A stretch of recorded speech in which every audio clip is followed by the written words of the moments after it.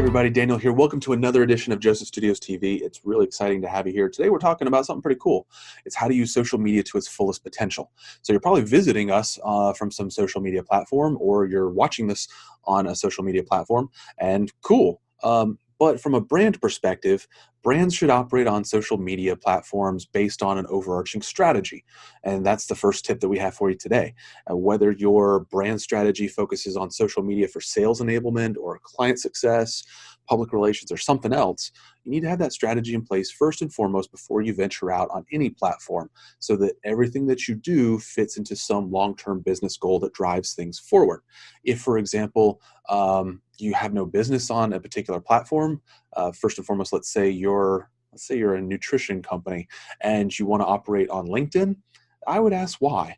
I would want to know what success measures you're looking for and why those success measures drive your business. And then we could build a social media plan that really hones in on those results.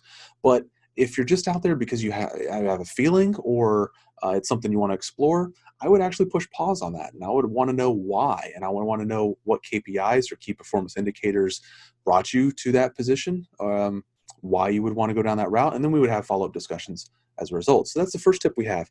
And that's use a strategy before you get on any particular platform. Next up, be consistent. So it's not just posting on a platform and walking away if it doesn't immediately work. It's consistently bringing good value content to that platform. That's really what's going to drive the results. Now, the results are going to be small and they're going to be growing over time, and no one wants to hear that. But in reality, a lot of these influencers have been working for decade plus, and you see them on TikTok and you see them on Facebook, but really they've been at it for many, many years. And it's just now that you're coming to the table. However, it does take a long time for these things to pick up. Now, they do pick up steadily and increasing numbers, and one fine day you wake up and there's 100,000 followers or 1 million followers. Sometimes it happens sooner rather than later based on the platform and what you offer and market conditions. But you need to be consistent no matter what. If it's posting once a week, you got to post once a week. If it's posting every couple hours or once a day, you got to do that too. So I would definitely take that into consideration. Also, a side tip. Not every platform needs or should have the same content on it. Lots of folks come to us and say, well, we want to be on Facebook and Instagram. Can't you just post the same thing on both platforms? And the answer is kind of yeah, but also more often than not no, because the different posts need to be different shapes, sizes, different amount of text, hashtags, background, all that stuff. So I would focus on producing really high quality content that's specifically designed for the platform you're working on. And I think you'll find the best results there. So those are the first two tips. Publishing quality content really is key. Just to hone in on this one more time. If you're out there and you're just posting for the sake of posting, it's not going to work. It's not going to bring value. There's no real point in doing it. But really focus on why. Why am I posting this? How does it fit into a larger picture? How does it move my brand forward? And your brand can be you personally, or it could be an image that you're trying to portray. It could be a company. It could be a group of companies. But make sure that everything you do fits within the universe of that brand. I think you'll find a lot more success.